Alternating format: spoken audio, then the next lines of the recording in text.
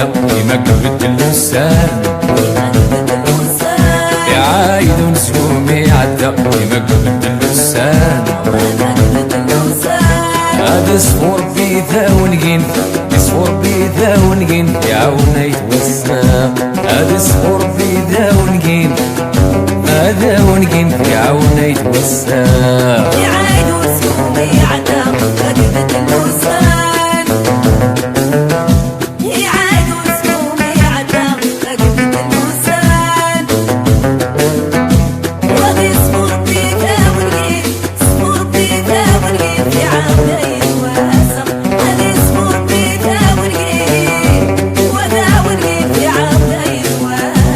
يعايد نسيومي عدى ومصيغ رسول يعايد نسيومي عدى ومصيغ رسول يا فرحت جديد في سروري تسياد يا فرحت جديد في سروري تسياد يعايد نسيومي عدى قلبت اللسان يعايد نسيومي عدى قلبت اللسان وهذا صفور بيذا ونقين صفور بيذا ونقين في عامين واسع هذا صفور بيذا ونقين وذا ونقين في عامين واسع يوضوينا يا غنان بدني مسيورة يوضوينا يا غنان بدني مسيورة أماك غاية من شاق ودي الغضرة الساعة أماك غاية من شاق ودي الغضرة الساعة يعايد نسيومي عدى قلبت اللسان يعايد نسيومي عدى قلبت اللسان وهذا صفور بيذا ونقين صفور بيذا ونقين في عامين واسع هذا صفور بيذا ونقين وذا ونقين في عامين واسع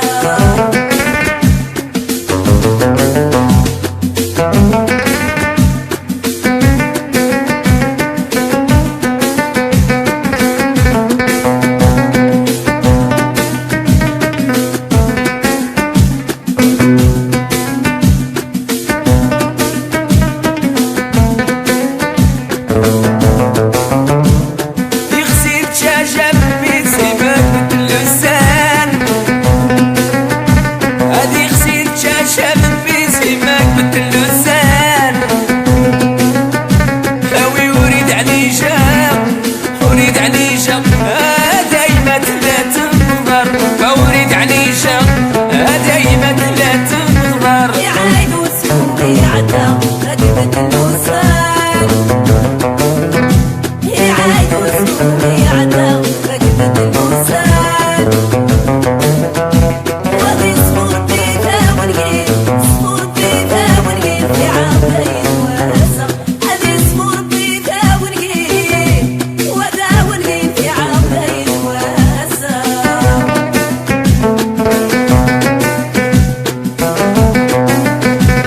لا تروق وطن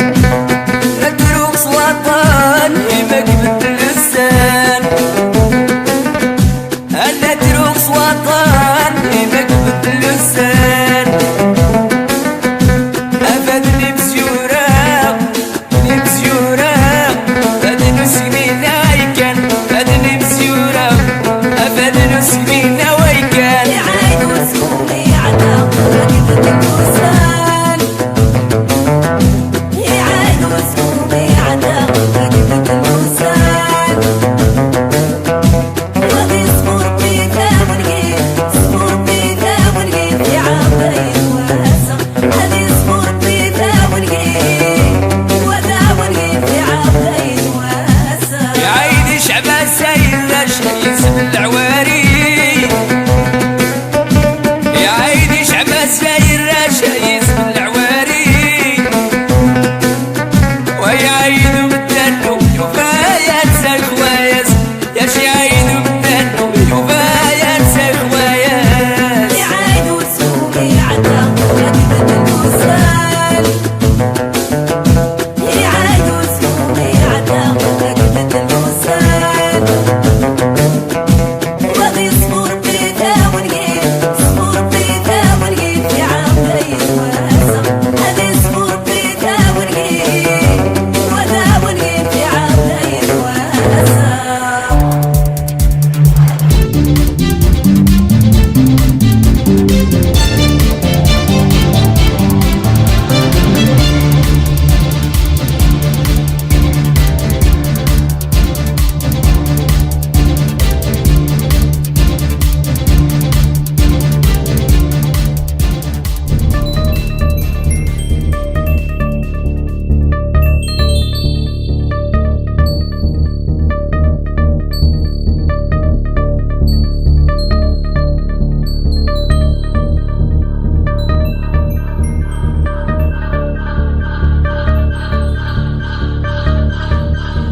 Voilà, c'était un cadeau à notre fidèle auditrice de Sérolâche, Leïla, la belle Leïla de Bruxelles, fan de son frère évidemment et de Nourdine Orho, l'Akh Nourdine que vous avez écouté. Et ce soir, je vous propose l'affaire Marc Dutroux. Les faits se sont déroulés en Belgique il y a 23 ans. En effet, le 13 août 1996, Marc Dutroux est arrêté avec son épouse Michèle Martin et deux complices dans ce qui est appelé alors l'affaire Dutroux, le monstre de Charleroi. C'est une ville du centre de la Belgique. Arrêté et en attendant d'être jugé, en novembre 1998, il parvient à s'évader pendant son transport au palais de justice de Neuchâtel. Heureusement, il est rattrapé quelques heures plus tard dans un bois à quelques kilomètres. Le 17 juin 2004, c'est-à-dire 8 ans après son arrestation, Marc Dutroux est condamné à perpétuité pour 5 assassinats, viols et tortures et trafic de drogue. Et en octobre 1996, 350 000 manifestants se rassemblent à Bruxelles pour la marche blanche, symbole de pureté des enfants assassinés. Votre serviteur y était, j'en suis fier.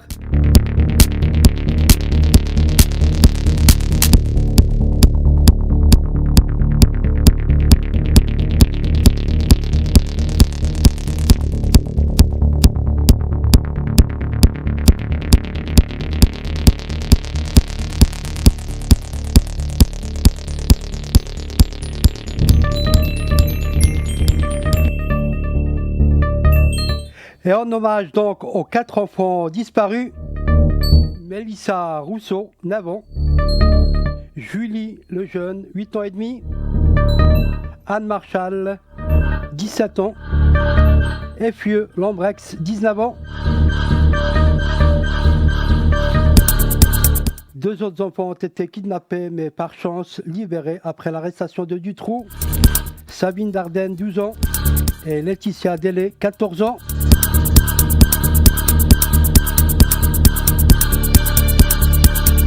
« 1996, une année noire, une année qui a ébranlé l'État belge, les institutions belges.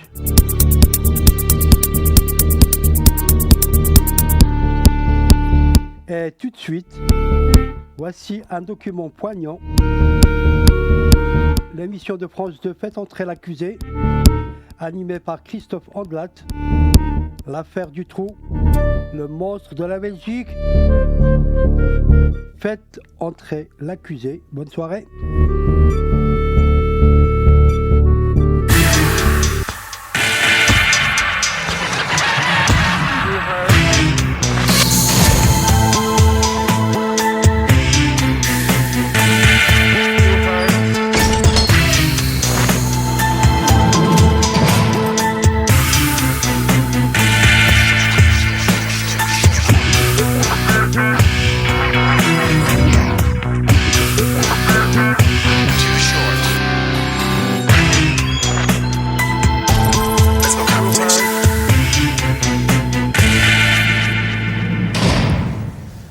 Marc Dutroux. On découvre son visage le 15 août 1996 au cœur de l'été, à la une de tous les journaux et de toutes les télés d'Europe. Depuis, ce visage incarne le mal, l'horreur, le monstre. Celui qu'on accuse d'avoir enlevé 6 enfants et adolescentes, de les avoir séquestrés, violés et d'en avoir tué 4. Mais qui sait s'il n'y a pas eu plus de victimes? L'affaire Dutroux a bien failli faire exploser la Belgique, car aujourd'hui encore, on craint que cet homme ait été protégé par la justice, qu'il ait eu des complicités au plus haut niveau de l'État.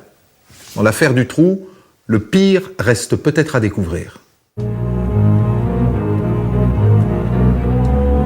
Elles sont vivantes, elles sont cachées quelque part et elles sont probablement en train d'être maltraitées.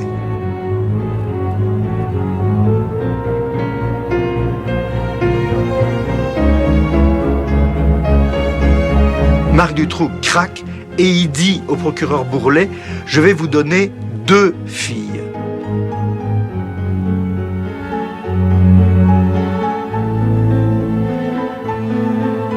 Rien que le fait d'enfermer un enfant dans cet endroit, à supposer que ça n'ait été que 10 minutes, c'est humainement monstrueux.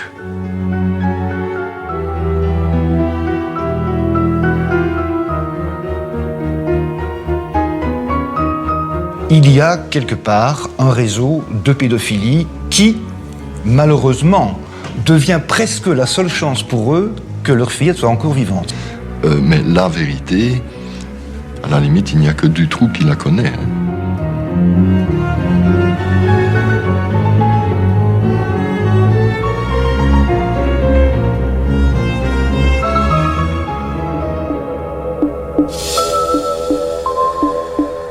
C'est là que tout commence, à Grasse-aux-Lognes, dans la banlieue de Liège, à 150 km de la frontière française.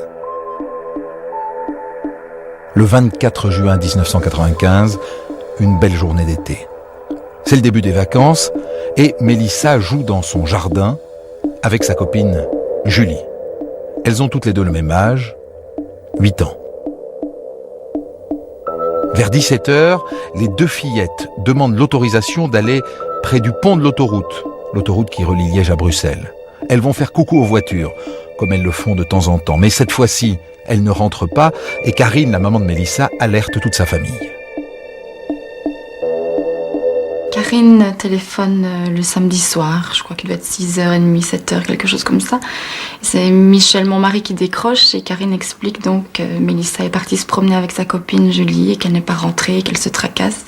Karine savait très bien où Mélissa partait pour aller se promener, en tout cas au moins une partie du chemin. Donc elle est allée là où Mélissa avait dit qu'elle allait et elle n'a rien trouvé. Donc ça ne ressemblait pas du tout à Mélissa, donc elle a été alertée immédiatement. C'était inquiétant pour elle dès le départ.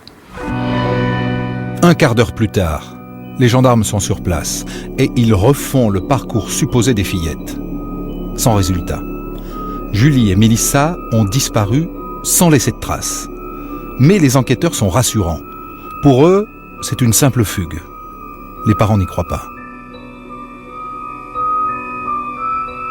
Quand les enquêteurs ont sous-entendu que c'était plutôt une fugue, ça a été un non catégorique. Jamais de la vie, jamais, jamais, jamais, c'est impensable. C'était une offense pour nous. Pour les parents, c'est impossible, c'est inconcevable. C'était une injure, vraiment, c'était comme une injure de nous dire de leur dire que Mélissa ou Julie auraient pu fuguer. Elles avaient bon vivre, elles étaient bien, elles préparaient une petite fête pour l'école, elles chantaient, elles dansaient, elles étaient souriantes, avenantes.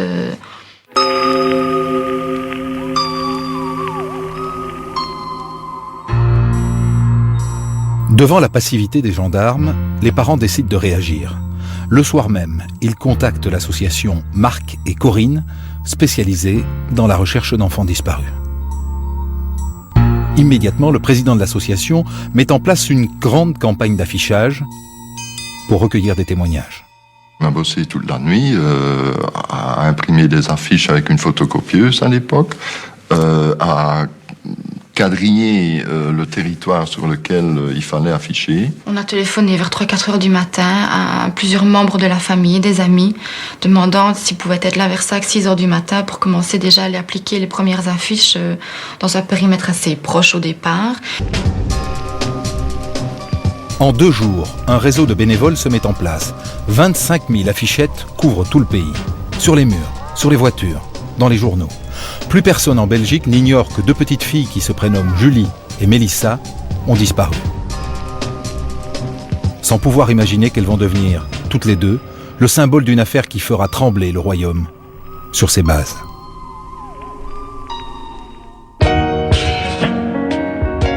Dès le début, les journalistes José Dessart et Léon Michaud, qui animent l'émission Faits divers, très connue à la télé belge, s'intéressent de près à la disparition des 2 fillettes. Ils sentent que quelque chose ne tourne pas rond et rencontrent les parents.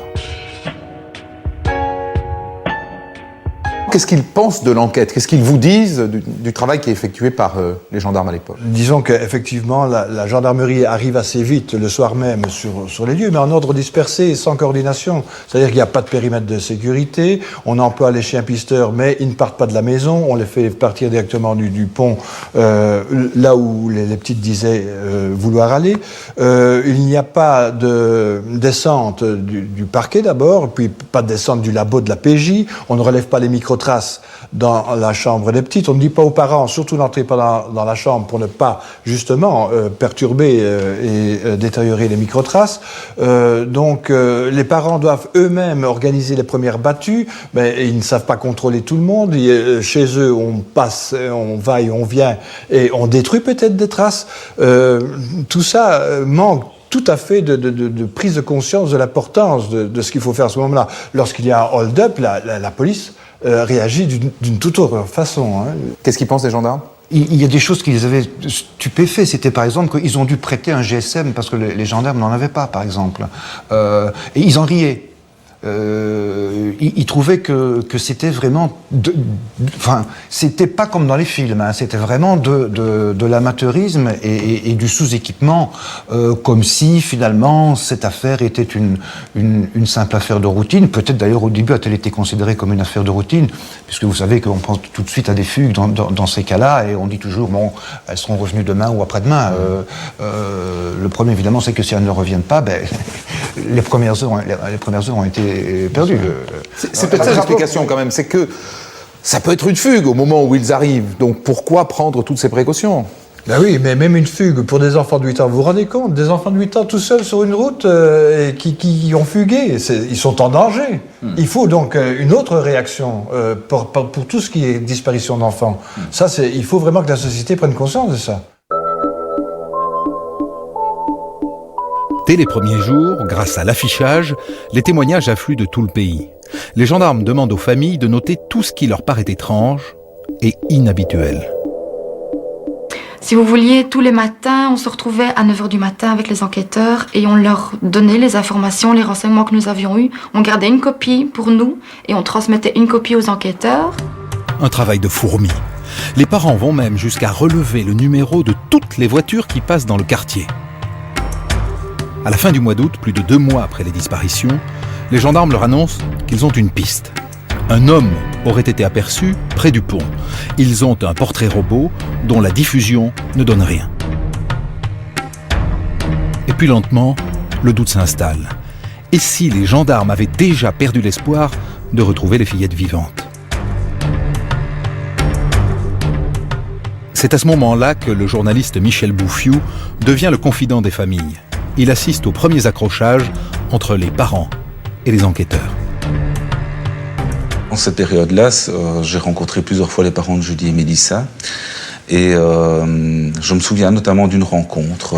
Un soir, je suis arrivé chez eux. Il y avait un enquêteur qui était là, quelqu'un de la police judiciaire de Liège. Et je me souviens que cette personne était un peu moqueuse par rapport à certaines hypothèses qui étaient évoquées par les parents de Julie et Mélissa, qui étaient convaincus que leurs enfants étaient en vie. Et il était très clair qu'au niveau de l'enquête, des autorités judiciaires en général, on était tout à fait dans une autre logique. On pensait, on avait comme a priori que ces enfants devaient être morts le jour même de leur enlèvement ou très peu de temps après, et que l'enquête du coup ne présentait pas le même degré d'urgence. On avait l'impression que il cherchait des corps et il cherchait d'abord des coupables. Et là, on était en désaccord avec eux parce que nous cherchions les petites et nous étions convaincus qu'elles étaient vivantes. Donc nous cherchions Julie et Mélissa vivantes, eux, ils cherchaient des coupables. Et là, il y avait vraiment un écart, on n'arrivait pas à s'entendre à ce niveau-là. On sentait bien qu'il y avait un décalage entre eux et entre nous. C'est l'incompréhension. Et les familles découvrent que l'enquête est peut-être victime de rivalités policières. On s'est bien rendu compte qu'il y avait des tensions entre les enquêteurs parce qu'il y avait d'une part la gendarmerie, il y avait d'une part la police communale, il y avait la BSR, donc la brigade spéciale de recherche, et puis il y avait le parquet. Et on se rendait compte que quand on donnait l'information à l'un, les autres ne l'avaient pas. Alors que, logiquement, on avait eu très tôt une réunion et un enquêteur, un agent en tout cas de la BSR nous avait expliqué, nous on centralise tout, mais on travaille ensemble évidemment. À Liège, pour superviser l'affaire, la juge d'Outreau a nommé un homme de la PJ, le commissaire Lamoque. Mais sur le terrain, ce sont des gendarmes qui mènent l'enquête. Cette rivalité entre police et gendarmerie est l'une des clés de l'affaire Dutroux. Elle aura des conséquences dramatiques. De leur côté, les familles réclament au juge l'accès au dossier. La juge Martine d'Outreau le leur refuse. Le juge d'instruction n'a jamais voulu communiquer le moindre renseignement aux parents de Julie et Mélissa. Et très rapidement, ça a tourné à l'aigre. En fait, avec des remarques du genre « Vous savez, ce n'est pas mon seul dossier, j'ai beaucoup de travail. » Mais les parents insistent. Et à la fin de l'été, la juge finit par les recevoir. Un jour, la juge d'instruction leur a dit « Bon, vous voulez savoir quel type d'informations il y a dans ce dossier ? Eh bien, je vais vous donner un exemple. » Et elle a lu une lettre qui avait été envoyée par un témoin anonyme et qui décrivait les circonstances dans lesquelles Julie et Mélissa étaient soi-disant mortes. Et donc, comment les corps avaient été mutilés, comment elles avaient été violées, etc. On sait aujourd'hui que c'était du vent, que c'était une fausse piste. Mais donc, le seul document qui a été révélé par la juge d'instruction à l'époque aux parents de Julie et Mélissa, c'était un document de ce type-là. Donc, en fait, pour les dégoûter. D'un côté, les familles, de l'autre, la justice. Le dialogue est rompu. Alors le 13 septembre 1995, les parents décident d'alerter l'opinion dans la célèbre émission de télévision de José Dossard et Léon Michaud.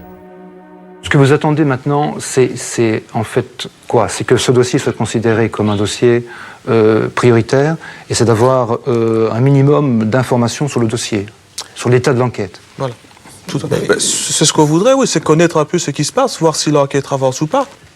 Parce qu'on ne sait rien. On a besoin de réponse, on a besoin de participer. Nous autres, c'est nos filles. C'est pas les filles à l'État, c'est pas les filles de l'instruction, c'est nos filles.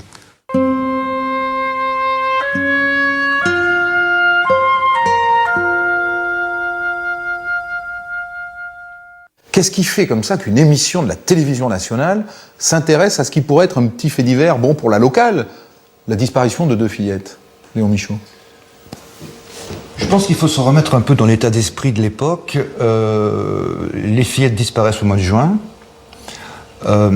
Ça dure 2 mois, 2 mois et demi, 3 mois. Je pense que l'affaire prend de l'ampleur dans l'opinion publique, si vous voulez. Je pense aussi que l'opinion publique, à un moment donné, après 3 mois, se dit elles sont mortes. Parce qu'il n'y a aucun indice, on ne parle plus de rien. Dans la presse, les enquêteurs ne laissent rien filtrer, les parents ne sont tenus au courant d'aucun devoir d'enquête, et donc on a l'impression, si vous voulez, que c'est fini. que c'est fini. Et puis bon, là, nous, on se dit tout de même, on ne peut pas rester dans un état d'esprit tel que celui-là, il faut essayer de comprendre pourquoi il y a ce silence, finalement. D'où notre idée de mettre face à face à la fois les parents et, de l'autre côté, les représentants de la police et les représentants de la justice.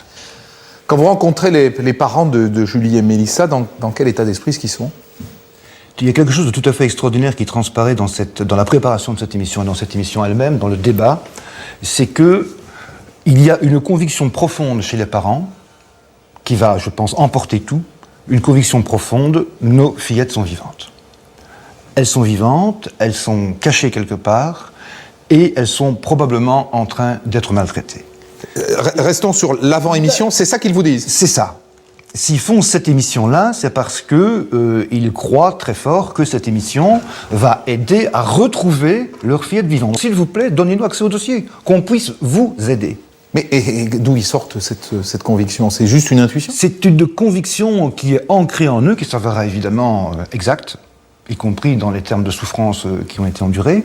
C'est une conviction qui est chevillée à leur corps, qui, je pense, leur permet de tenir et qui implique, si vous voulez, implicitement comme hypothèse l'idée qu'il y a quelque part un réseau de pédophilie qui, malheureusement, devient presque la seule chance pour eux que leur fillette soit encore vivante. Si c'est un prédateur isolé, un fou, un malade, il les a tués. Si c'est un réseau, elles sont... Hypothèse évidemment qui est terrible. À la fois, imaginez que la seule condition pour qu'elles soient vivantes, c'est qu'elles sont dans un réseau de pédophiles, quelque chose de terrible, mais ils sont prêts à assumer ça. Quand on regarde évidemment ces images tant d'années après, il y a une chose qui ne saute pas aux yeux, mais que l'on sait maintenant, c'est qu'au moment où vous êtes là tous en plateau, les gamines, elles sont vivantes. Ah oui, donc la conviction des parents s'est avérée exacte. Elles vont vivre probablement encore plusieurs mois après cela. Cette émission à la télévision belge agace les enquêteurs, qui reprochent aux familles de trop parler aux journalistes. Les enquêteurs, la juge ont évoqué cet argument puisque vous travaillez avec les médias, puisque vous en parlez trop, etc. Puisqu'il y a des interventions publiques, et ben non, on vous dira rien. Mais de toute façon, ils ne disaient déjà rien avant. Donc, c'était vraiment eux, c'était leur prétexte pour encore moins donner. Les enquêteurs ne diront plus rien aux familles. Est-ce que les familles ne savent pas ? C'est qu'au même moment, dans le plus grand secret, la gendarmerie a déjà le nom d'un suspect. Un certain Marc Dutroux. Ils l'apprendront beaucoup plus tard, beaucoup trop tard. 2 mois après la disparition de Julie et Mélissa, à l'autre bout du pays, 2 autres jeunes filles disparaissent. Elles s'appellent Anne et Effieux. Et elles sont tout juste majeures. Elles passent leurs vacances sur la côte, à Ostende, avec quelques amis. On est en août 1995, elles ont loué un bungalow. Le 22 août au soir, Anne et Effieux se rendent seules en tramway au casino de Middelkerk, de l'autre côté d'Ostende. Elles ont des places pour un spectacle d'hypnose. Pendant le spectacle, elles sont invitées sur scène. Sur la vidéo tournée ce soir-là, on peut voir Effieux en débardeur et Anne vêtue de jaune, hypnotisée par le magicien.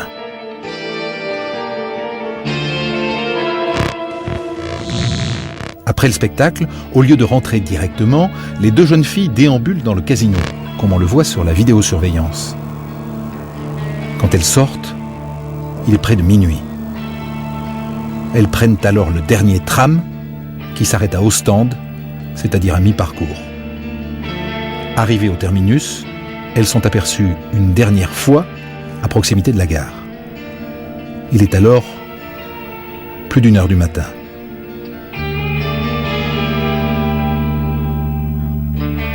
Quelques instants plus tard, Anne et Effieux disparaissent. Le lendemain, prévenus par des amis qui ne les ont pas vus revenir au bungalow, le père de Anne alerte la police locale. Mais les policiers goguenards refusent d'enregistrer la plainte. Ils rient un peu sur ça. Ils disent, mais ici, il y a beaucoup de disparitions et certainement, ils sont dans un lit avec un garçon quelque part. Ils vous ont dit ça? Oui. Ils ont dit ça aussi aux amis. Et les amis ont répondu à ce moment, immédiatement, ils ont répondu, mais c'est pas possible parce que Anne et aussi Yves, ils ont tous les deux un copain. Donc, c'est pas possible qu'ils font comme ça. Et la police a répondu, moi je suis marié. Et il a ri comme ça. Et il voulait dire que c'est possible. Ça n'est que le 6 septembre, soit 15 jours plus tard, qu'un juge d'instruction est enfin nommé, presque par hasard. Les gendarmes ou les enquêteurs voulaient faire des écoutes téléphoniques du poste de M. Marchal pour enregistrer un éventuel appel significatif. Et quand il a dit, ben oui, ok, ça va de soi, pourquoi pas. Enfin, je suis un peu surpris, mais enfin, pourquoi pas, si ça peut aider. Oui, mais alors, ont-ils ajouté, ce sera à vos frais. Alors il a dit, oui, mais il faut pas rire quand même, là, vous poussez le bouchon. Et pourquoi est-ce que ce serait à mes frais? Parce que pour que ce ne soit pas à vos frais, il faut désigner un juge d'instruction. Alors il a dit, ben alors désignez. La police interroge quelques témoins. Les dunes sont ratissées. En vain. Nous sommes 2 mois après la disparition de Julie et Mélissa et personne ne fait encore le lien entre les deux affaires. À ce moment-là, personne ne fait le rapprochement, en tout cas au niveau des médias, entre ces disparitions successives. Les policiers non plus ne feront pas le lien. L'enquête s'enlise et la disparition de Anne et Effieux tombe dans l'oubli.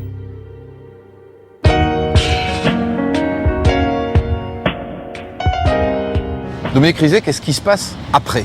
Il ne se passe plus rien. Les 2 enquêtes sont au point mort, à tel point que les parents de Julie et Mélissa vont rencontrer les parents d'Anne à Noël pour faire le point sur les dossiers des disparitions de leurs enfants. Et ces 3 familles vont constater à chaque fois qu'elles sont tenues totalement en dehors des informations que recueillent les gendarmes et la justice. Et puis il va y avoir une 5e disparition. Une petite fille de 11 ans qui s'appelle Sabine Dardenne. Qui disparaît comme les autres sans laisser de traces? Aucune trace. Elle part à l'école le matin à 7h30. On ne retrouvera ni sa bicyclette, une grande bicyclette, ni son cartable. Et là, les gendarmes n'auront pas la présence d'esprit peut-être d'aller chercher quelqu'un qui pourrait circuler dans une camionnette, ce qui paraît plus facile pour emporter une bicyclette. Il ne se passera pas grand-chose et il va falloir attendre la disparition d'une sixième jeune fille qui s'appelle Laetitia pour que toutes ces enquêtes progressent enfin.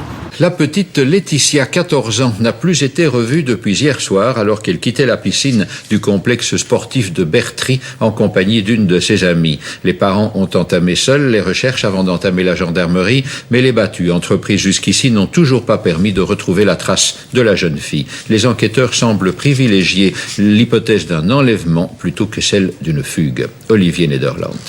C'est hier soir que la jeune Laetitia a été vue pour la dernière fois. Vers 21h, elle quitte le centre sportif de Bertry et prévient une amie qu'elle rentre chez elle. Laetitia n'habite qu'à quelques centaines de mètres, mais elle n'arrivera jamais au domicile familial. Est-ce qu'une fugue est possible? Pour moi, non. Non, ce n'est pas la fille à fuguer, ni toujours dans le coin avec les enfants, non. Pour moi, non. On me l'a enlevé, pour moi, on me l'a enlevé. Laetitia a disparu comme les autres. Mais cette fois, tout va très vite. Beaucoup plus vite que lors des disparitions précédentes. Dès le lendemain, le dossier est confié à la justice, au procureur Bourlet et au juge Conrod de Neufchâteau. Ces 2 hommes vont devenir les héros de toute la Belgique. D'emblée, Bourlet et Conrod mettent les grands moyens. Ils prennent cette disparition très au sérieux. Hélas, nous voudrions privilégier une piste qui tiendrait compte d'une disparition à la suite d'une humeur de la gamine, mais ce n'est en tout cas pas établi, c'est ça qui est alarmant. Nous ne négligeons rien, mais hélas, je crois pouvoir dire que pour l'instant, la piste de la fugue n'est absolument pas à prendre en considération pour l'instant. Dès le lendemain, la police lance un appel aux volontaires pour ratisser la région. Il s'en présente plus de 400 qui tout de suite se mettent au travail. Philippe Collin, un journaliste local, était avec eux.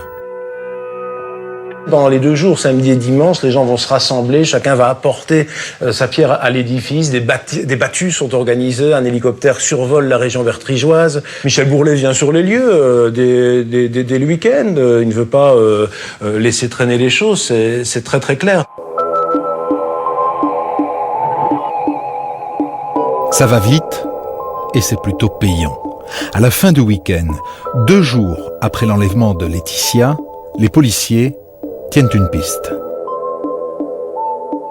C'est l'enquête de voisinage qui va être effectuée par les enquêteurs pendant le week-end et puis au début de la semaine, qui vont permettre de rencontrer un jeune homme qui a 22 ans à l'époque, et qui dit « mais je me souviens bien ». Effectivement, vendredi après-midi, il y avait une camionnette blanche qui était parquée non loin du complexe sportif, en tout cas de la piscine, et l'individu qui était à bord m'a semblé louche, il semblait attendre quelqu'un. Que fait ce jeune homme? Il va relever le numéro de la plaque minéralogique. Il ne se souvient que des 3 premières lettres, mais avec la description de la camionnette, cela suffit à identifier un suspect. Et le suspect s'appelle Dutroux. Marc Dutroux. Dutroux habite à plus de 100 km de Bertrix, à Charleroi, au centre de la Belgique. Officiellement, c'est un simple ferrailleur, mais les enquêteurs découvrent qu'il a un passé chargé, très chargé. Il a déjà été condamné pour viol de mineur. Le soir même, Dutroux est arrêté, en compagnie de sa femme, Michel Martin, et d'un jeune homme, Michel Lelièvre. 4 jours après l'enlèvement, les policiers retrouvent chez Dutroux la camionnette suspecte, mais pas de traces de Laetitia.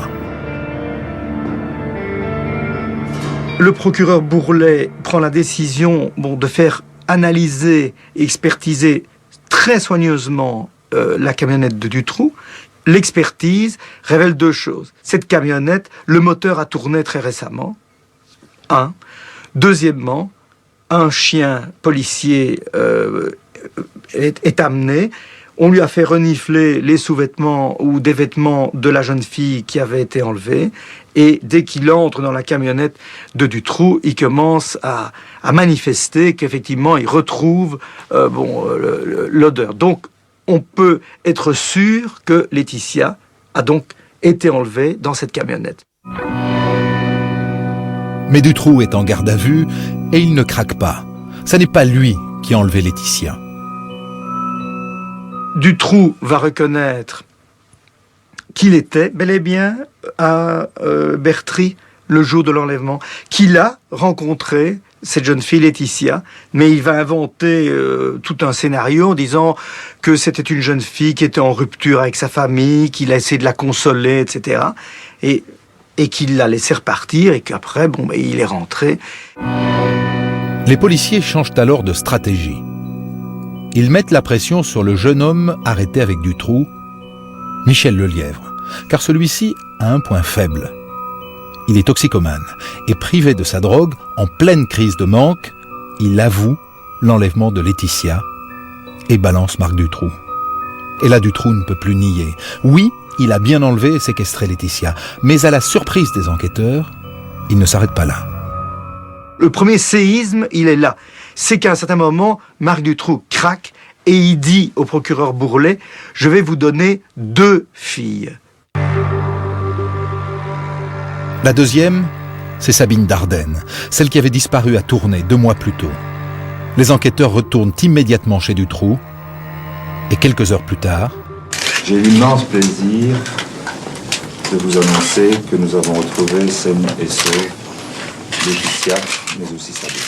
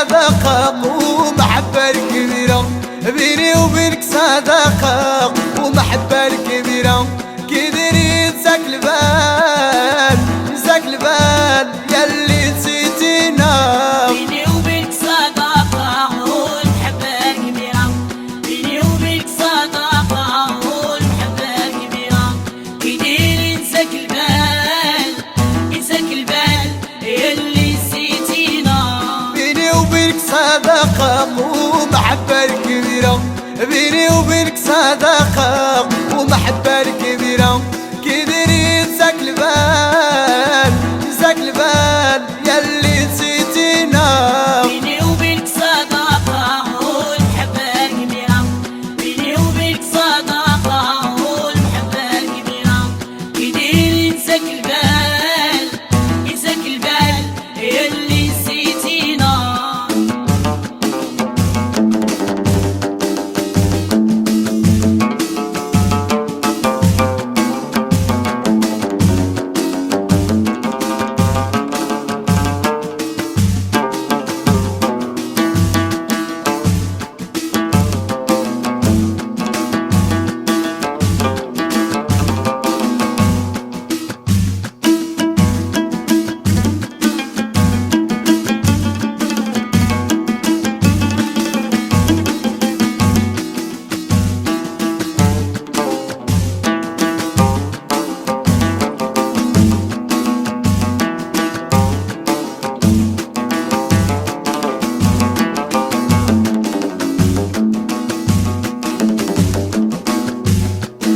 والدنيا عليا نمشي بالشوية ما ندير بيا لا دون يفوز بيا ياك الدنيا عليا نمشي بالشوية وما ندير بيا ولا عدو يفوز بيا بيني وبينك صداقة والمحبة كبيرة بيني وبينك صداقة والمحبة كبيرة كيدير ينساك البال ينساك البال ياللي نسيتينا والدنيا عليا نمشي بالشوية ما ندير بيا لا دون يفوز بيا ياك الدنيا عليا نمشي بالشوية وما ندير بيا ولا عدو يفوز بيا بيني وبينك صداقة والمحبة كبيرة بيني وبينك صداقة والمحبة كبيرة كيدير ينساك البال ينساك البال ياللي نسيتينا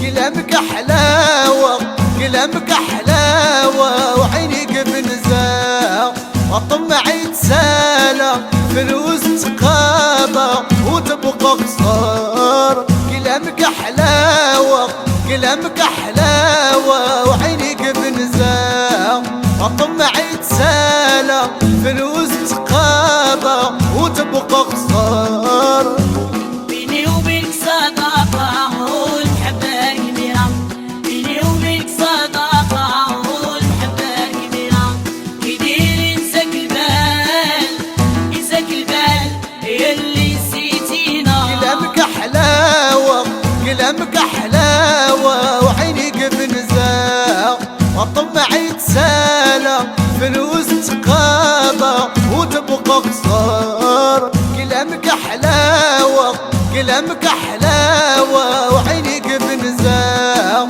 وطمعي تسالى فلوس تقاضى وتبقى خسارة بيني وبينك صداقة والمحبة كبيرة بيني وبينك صداقة والمحبة كبيرة كيدير ينساك البال ينساك البال ياللي نسيتينا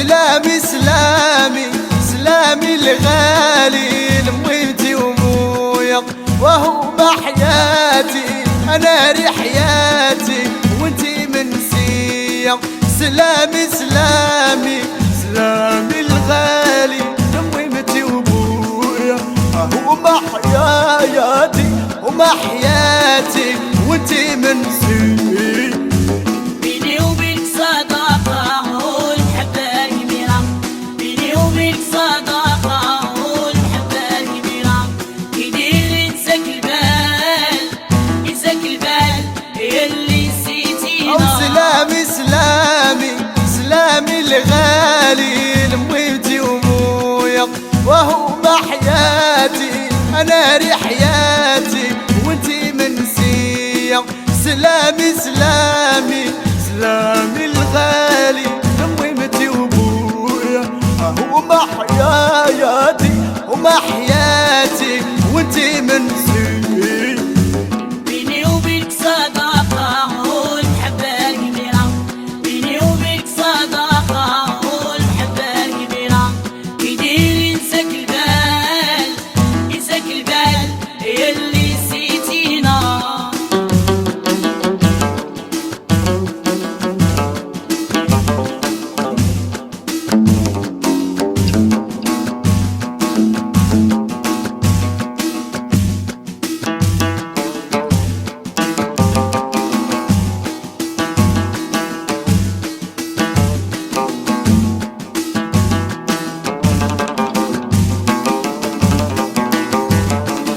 وامي امتي حنينة امي حنينة وابويا حنين الله يمت عليه برضاهم انا برضاهم وفي ضالية وامي امتي حنينة امي امتي حنينة وابويا حنين والله يمت عليه برضاهم انا برضاهم وفي ضالية بيني وبينك صداقة والمحبة كبيرة بيني وبينك صداقة والمحبة كبيرة كيدير ينساك البال ينساك البال يلي نسيتينا وامي امتي حنينة امي حنينة وابويا حنين الله يمت عليه برضاهم انا برضاهم وفي ضالية وامي امتي حنينة امي امتي حنينة وابويا حنين والله يمت عليه برضاهم انا برضاهم وفي ضالية بيني وبينك صداقة والمحبة كبيرة بيني وبينك صداقة والمحبة كبيرة كيدير ينساك البال ينساك البال يلي نسيتينا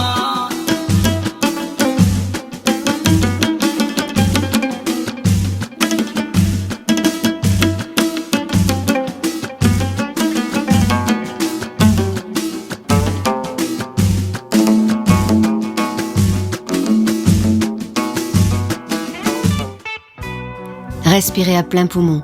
Vendredi, on vous garantit 100% de frissons avec Simon. On se dit, s'ils avaient fait leur boulot convenablement, on n'en serait pas là. Ça confirme ce qu'on avait dit. On avait raison de se dire qu'ils nous cachent des choses. Ils savaient et ils n'ont pas fait. La Belgique trahie par ses gendarmes.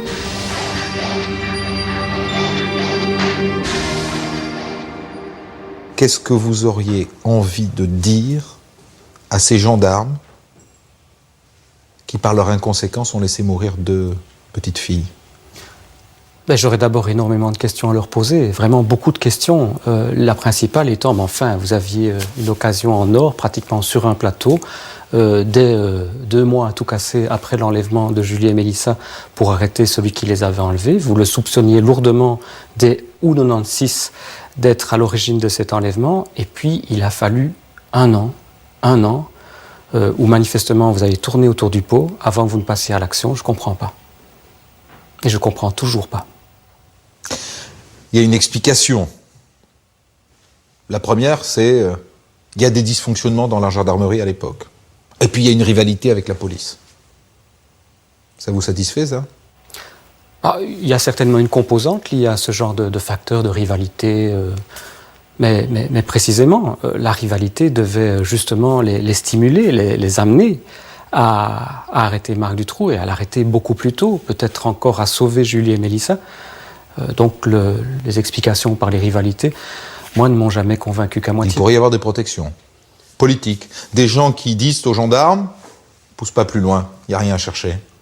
C'est une des hypothèses sur lesquelles nous avons énormément de questions en Belgique. Vous dites protection politique, c'est peut-être un raccourci. Vous savez, les protections, elles peuvent être de différents ordres, y compris privées, y compris policières, judiciaires.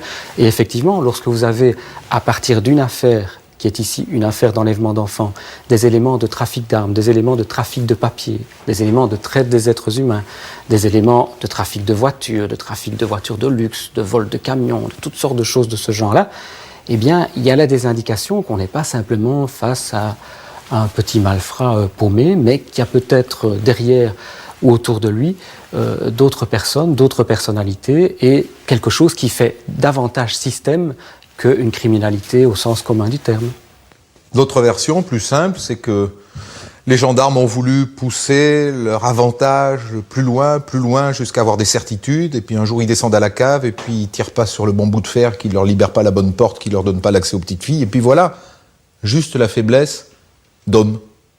Oh, elle a dû intervenir, mais 12 mois c'est un peu long pour une faiblesse aussi grave. 12 mois c'est un peu long, d'autant que, on va me dire, mais on devait le prendre en flagrant délit, ça aurait permis de boucler un dossier plus solide, ça aurait permis d'avoir des preuves beaucoup plus probantes, certes, mais justement, après Julie et Mélissa, Marc Dutroux et ses complices ont encore fait des enlèvements. Ils ont enlevé encore 4 enfants ou jeunes filles après ces deux-là, et donc les occasions, je vais dire qu'elles se sont malheureusement multipliées.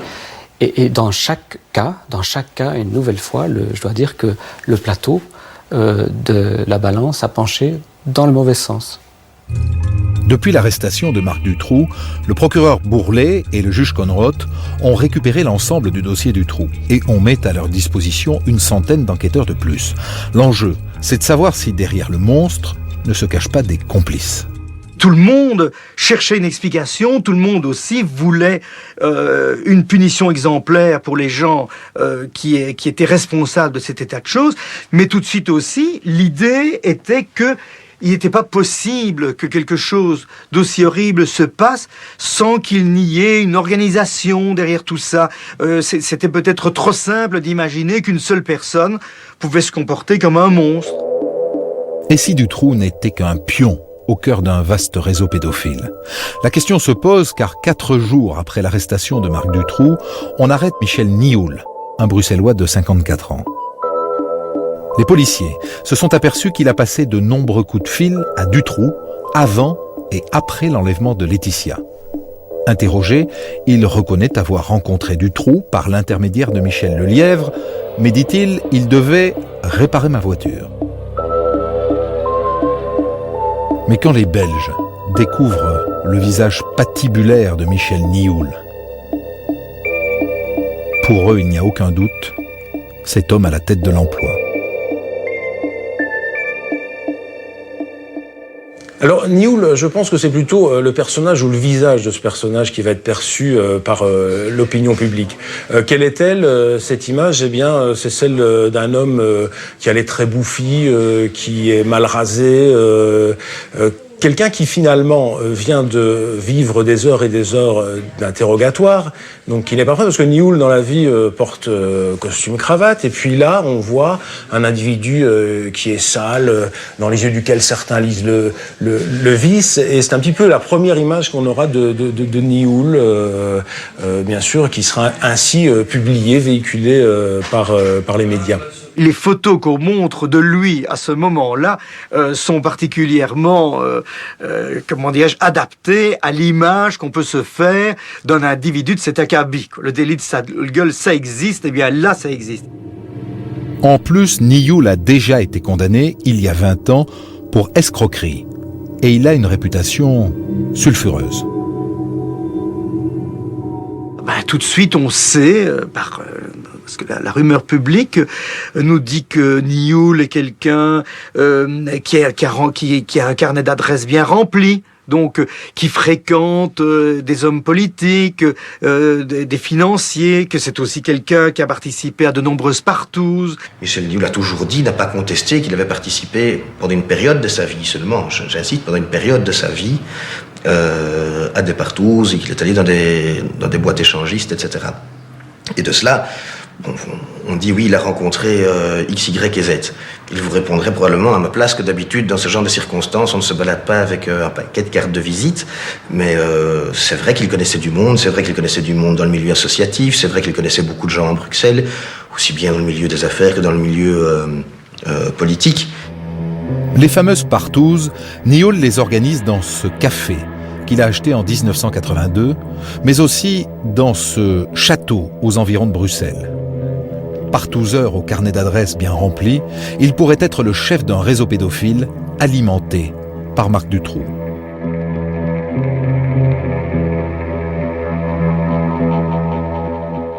La thèse du réseau a impérativement besoin de Michel Nioul. S'il n'y a pas Michel Nioul, on a un fait isolé.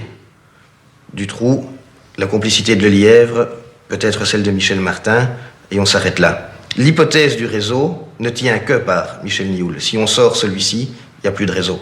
C'est la seule personne qui pouvait jouer ce rôle de lien entre les exécutants et un éventuel réseau, puisqu'il avait peut-être les éventuels clients de par ses mœurs, puisqu'il avait peut-être les éventuelles protections, puisqu'ils avaient peut-être les éventuelles connaissances.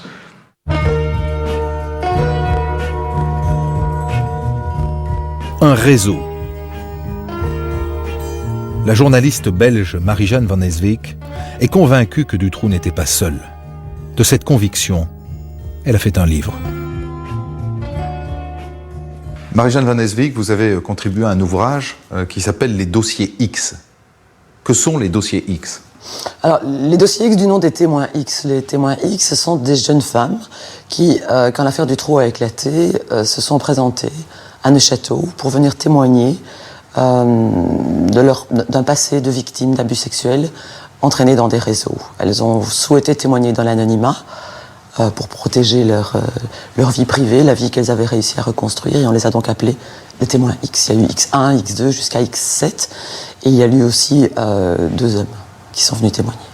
La première à venir témoigner porte le nom de code de X1, mais depuis, elle a un visage et un nom. Elle s'appelle ? Elle s'appelle Régina Louf. Qu'est-ce qu'elle raconte, Régina Louf ? Elle a été confiée à sa grand-mère à la côte belge quand elle avait moins de 2 ans. Elle a vécu chez cette grand-mère jusqu'à 11 ans.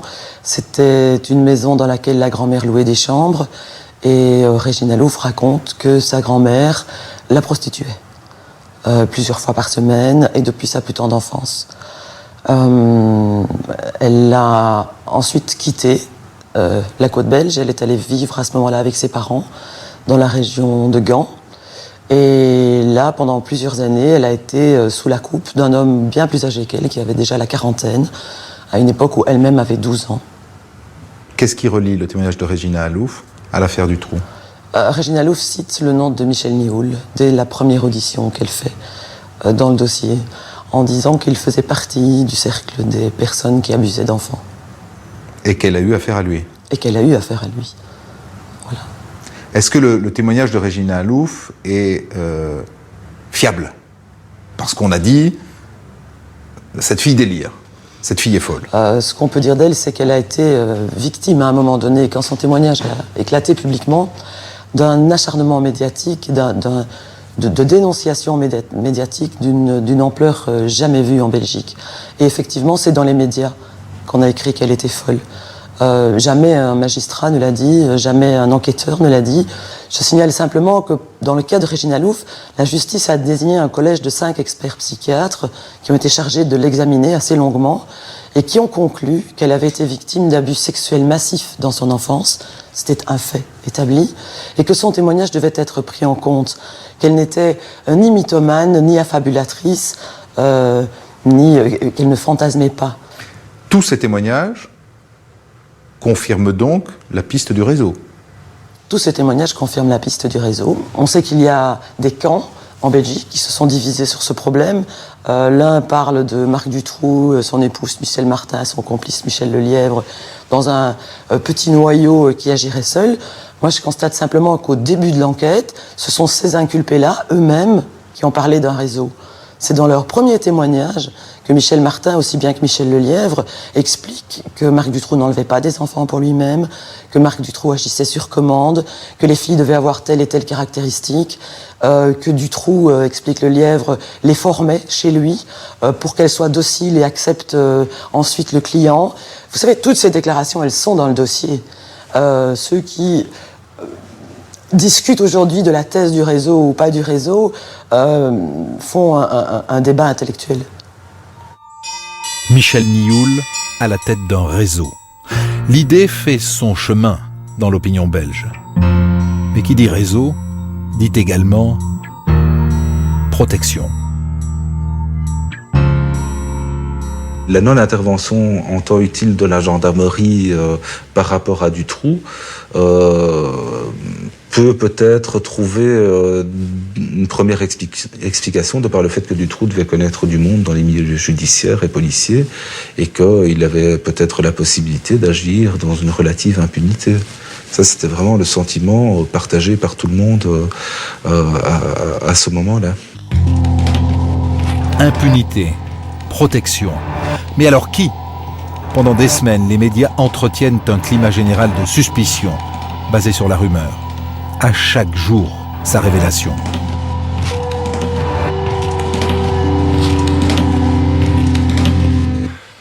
Les médias ont plutôt eu un rôle d'agitateur. Ils ont joué le rôle de quatrième pouvoir qui s'affirme, et qui met les autres pouvoirs sur la sellette en quelque sorte.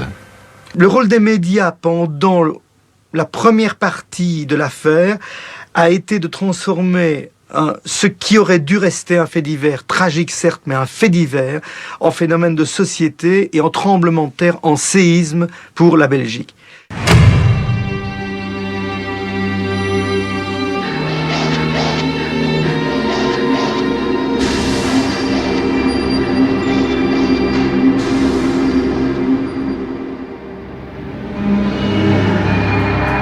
Le 14 octobre 1996, nouveau coup de tonnerre. Le juge Conrot, véritable héros aux yeux de la population, est dessaisi de l'enquête. Tout ça à cause d'une photo publiée par le journal local après la libération de Sabine et Laetitia. Voilà la fameuse photo. La photo qui a valu le dessaisissement du juge Conrot. Absolument, absolument. On le reconnaît d'ailleurs, le juge Jean-Marc Conrot. Puis à ses côtés, le procureur du roi, Michel Bourlet. Ils ont accepté de participer à un spaghetti, une soirée spaghetti pour fêter les retrouvailles. C'est à Bertry, ça se passe un samedi soir. Et puis un correspondant de presse est là pour notre journal L'Avenir. Il prend une photo, on publie ce cliché le lundi matin, mais on ne se pose pas encore la question de savoir ce que ça peut entraîner. Vous imaginiez les conséquences que cette photo aurait ? Absolument pas, absolument pas. Et le dimanche soir, j'étais ici de permanence à la rédaction. On a choisi ce cliché avec le rédacteur en chef. Et le lendemain, on s'en est voulu de ne pas avoir posé la question nous-mêmes.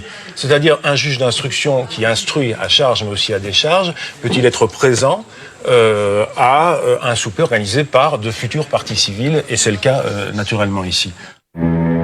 Car il est vrai qu'à l'origine, ce dîner, organisé en soutien à Sabine et Laetitia, n'était qu'un petit événement local, en apparence, très anodin. Mais quand l'avocat de Marc Dutroux découvre cette photo, il y voit évidemment le signe que le juge Conrot a perdu sa neutralité.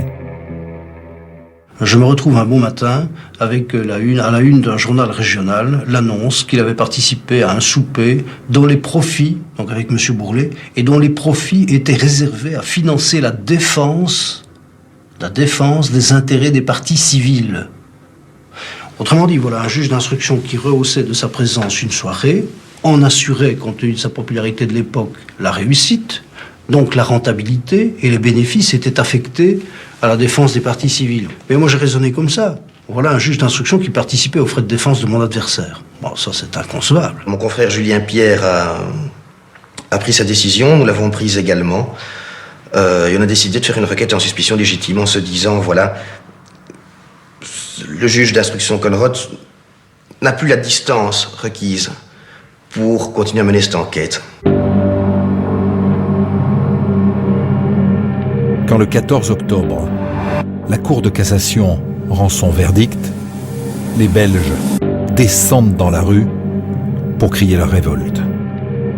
Il est environ 16h, les 5 à 600 personnes massées devant le palais de justice de Bruxelles apprennent la décision de la Cour de cassation. Huées, sifflements, cris de haine, les réactions sont très vives. Je voudrais dire que je trouve mesquin et monstrueux qu'on ait vendu un homme pour un plat de spaghettis. Dans l'esprit de pas mal de gens ici, elle devient de se rendre complice. Et elle vient aujourd'hui, elle, la justice, celle qui est là pour nous défendre, faire des nouvelles victimes, les parents. Car la foule était là aussi pour soutenir les parents des enfants disparus. Et quand le papa d'Anne Marchal est sorti du palais de justice, c'était à nouveau la cohue. Mais par après, l'émotion. Julie et Mélissa, la justice a assassiné encore une fois. C'est ça. Non, je dirais simplement que la Cour de cassation et Mme Linkendown soit incompétente ou corrompue. C'est tout ce que je dirais. Avec le dessaisissement du juge Conrot, les familles qui se sont longtemps battues contre l'institution judiciaire ont l'impression de perdre leur principal allié. Et ça, pour moi, ça voulait dire qu'on voulait étouffer tout. Parce que le juge Conrot, il voulait savoir tout. On peut dire que ce sera vraiment le glas qui sonne de nos espoirs. Dans toute la Belgique, des milliers de personnes manifestent en soutien au juge Conrot. Des ouvriers cessent le travail. Des étudiants descendent dans la rue. À Gand, tout le personnel de l'usine Ford défile spontanément. Mais c'est à Liège qu'a lieu la manifestation la plus symbolique. Les pompiers arrosent le palais de justice. Le message est clair, ils veulent nettoyer cette justice en laquelle ils ne croient plus. Disons que le désistement de Conrot est apparu comme étant, d'une certaine façon, la confirmation que des puissants étaient à l'œuvre et qu'ils ont souhaité écarter Conrot parce qu'il ne faisait pas partie de la bande, éventuellement, hein, ou parce qu'il était trop performant en tant qu'enquêteur.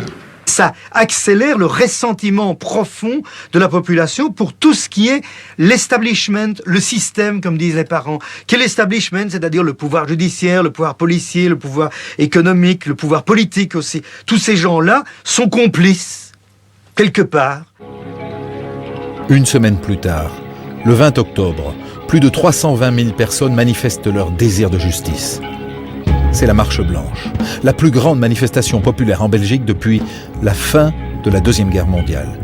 Ça ne devait être qu'un petit rassemblement en souvenir des enfants. C'est une marée humaine qui déferle sur Bruxelles.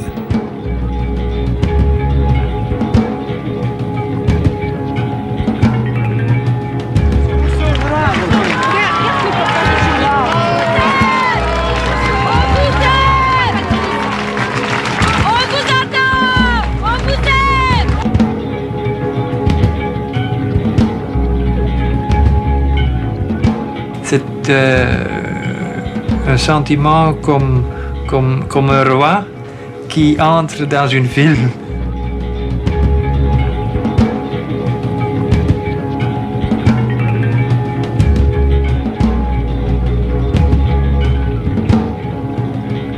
Pour moi, la Marche Blanche, c'était pour l'honneur des filles qui sont assassinées. Ça, c'était pour l'honneur pour eux. Et pour moi, c'était la première fois de nouveau que j'ai pu rire de nouveau.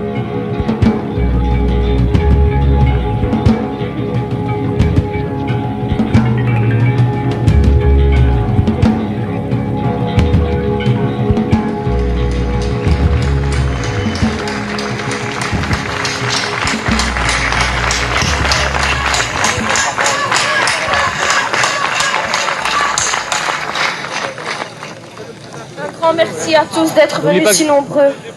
Merci. Merci aussi à tout le monde d'être venu.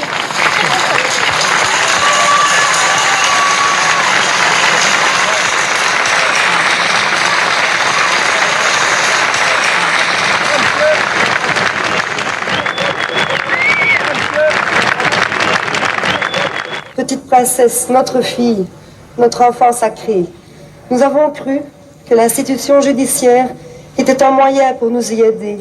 Nous avons dû déchanter.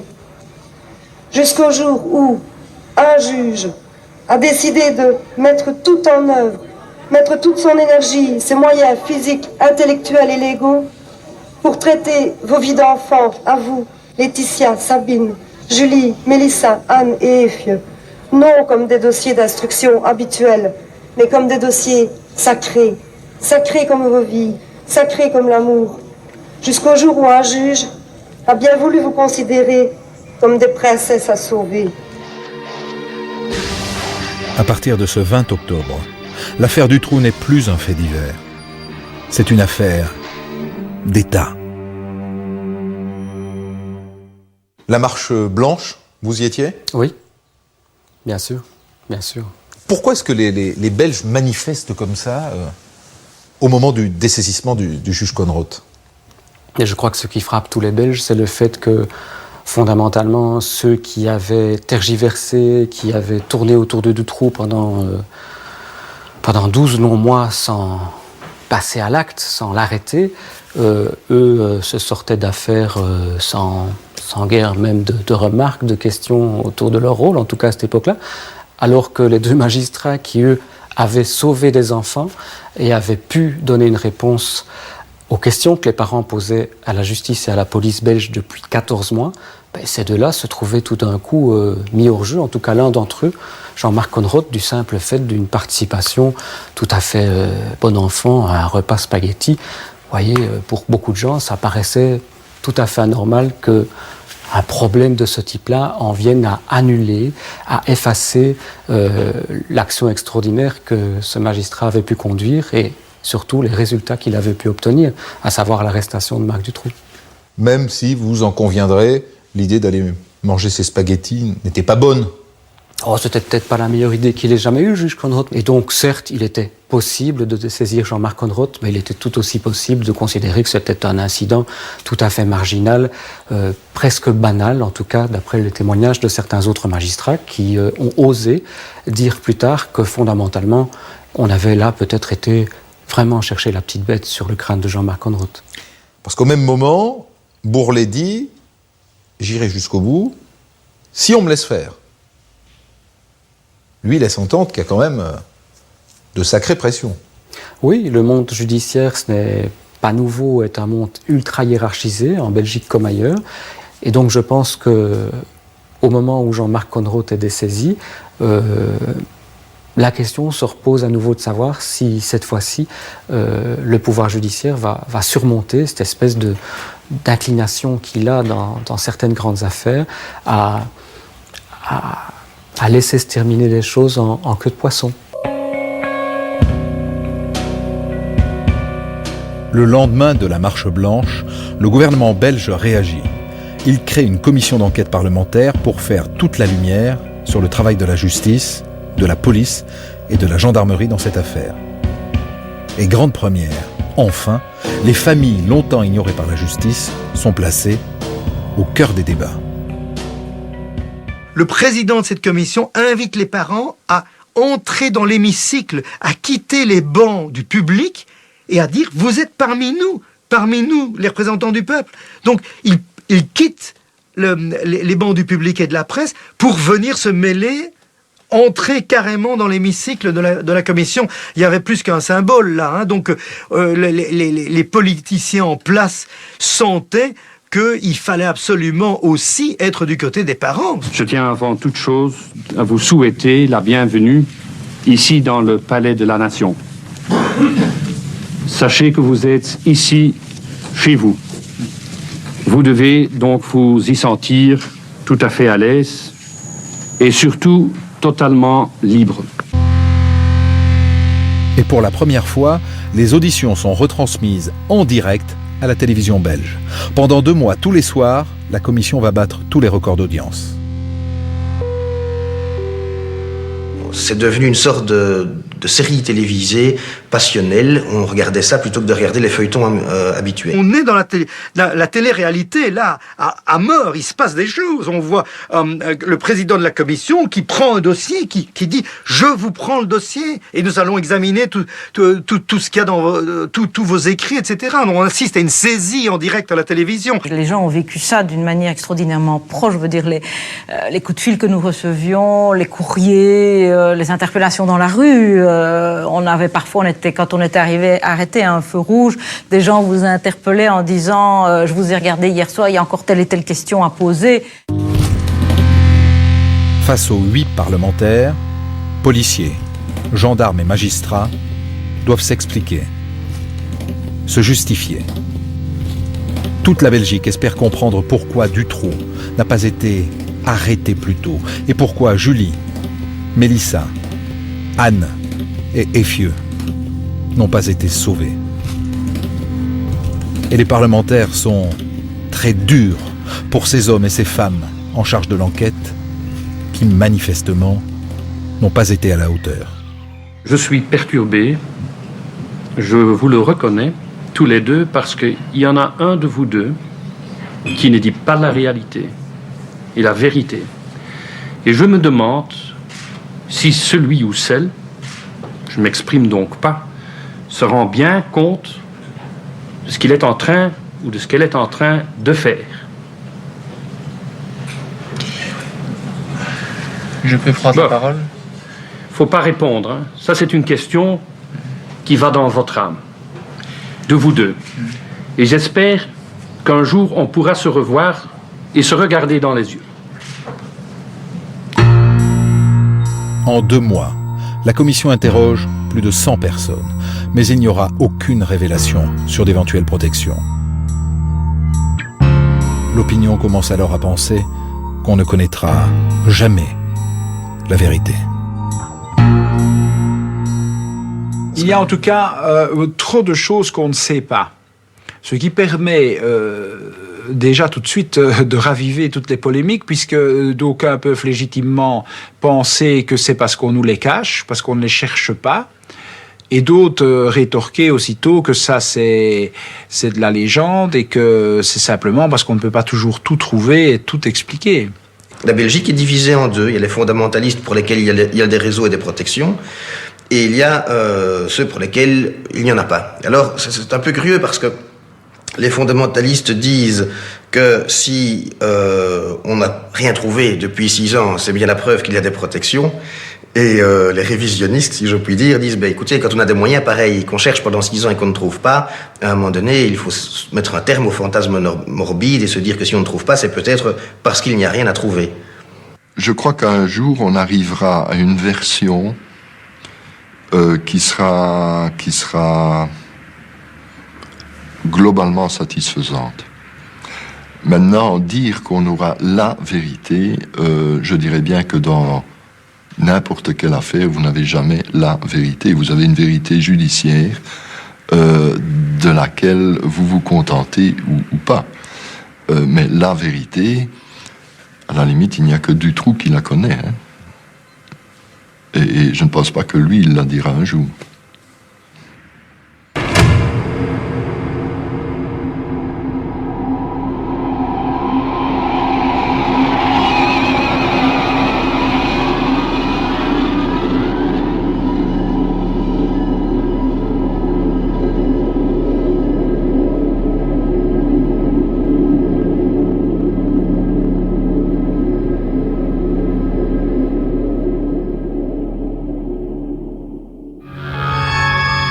À partir de là, on craint 2 choses, que Dutroux ne se suicide ou qu'on l'assassine. On avait négligé une autre possibilité, l'évasion. Ce jour-là, Dutroux est conduit au palais de justice de Neuchâteau pour consulter son dossier. Il est 15h04 et soudain... Madame, monsieur, bonsoir. Incroyable, l'incroyable s'est produit cet après-midi. Vers 16h, on a en effet appris que Marc Dutroux avait réussi à s'évader du palais de justice de Neuchâteau. Compte rendu de cet après-midi, Valérie Druit. 15h04, Marc Dutroux s'évade du palais de justice de Neufchâteau où il consulte son dossier, comme depuis plusieurs jours d'ailleurs.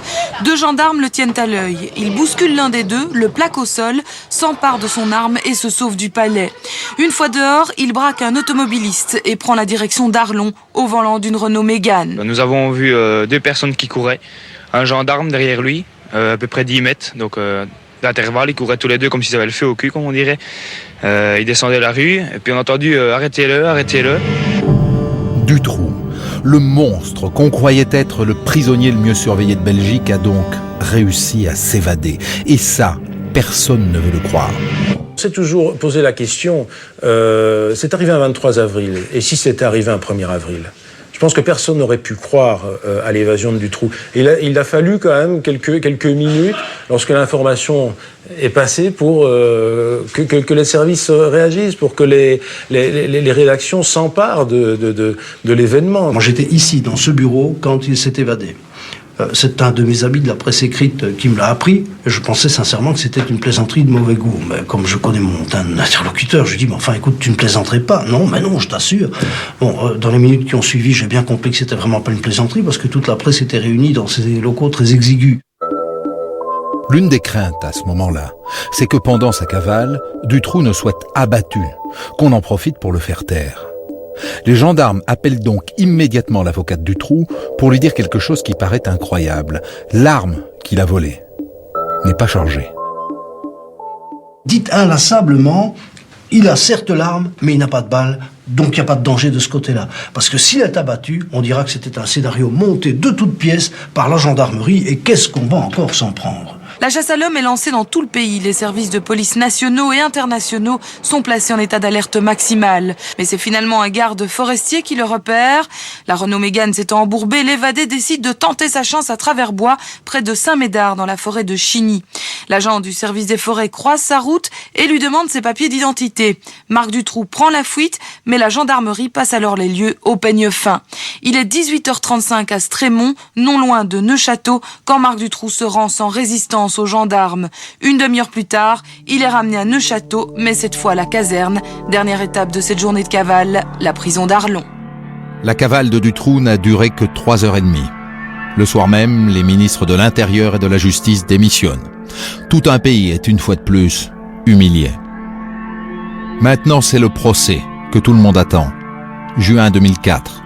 Dans le box, il y a Marc Dutroux, Michel Martin, leur complice Lelièvre et Michel Nioul. Les débats vont durer 106 jours. Et au bout de ces 106 jours, les jurés statuent. Il n'y a pas de réseau, pas de complot, pas de protection, pas d'affaire d'État. Les seuls coupables étaient dans le box des accusés. Marc Dutroux est condamné à perpétuité, Michel Martin à 30 ans de prison, Lelièvre à 25 ans. Quant à Michel Nioul, il est blanchi pour les enlèvements et s'en tire avec 5 ans pour trafic d'ecstasy.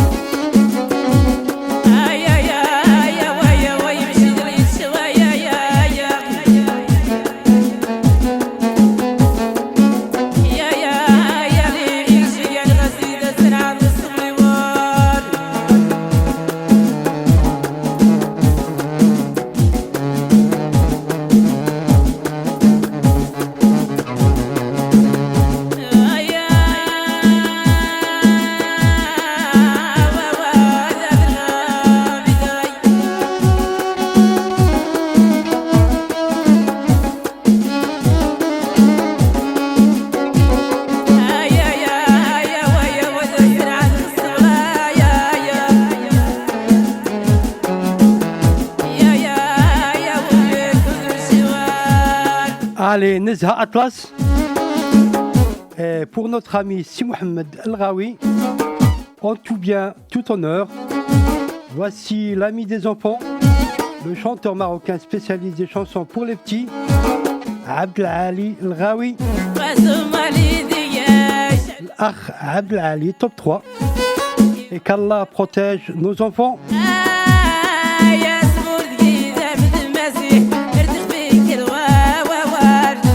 Allez, bon week-end, bonne semaine, مع السلامة. نخليكم مع عبد العالي الغاوي توب 3.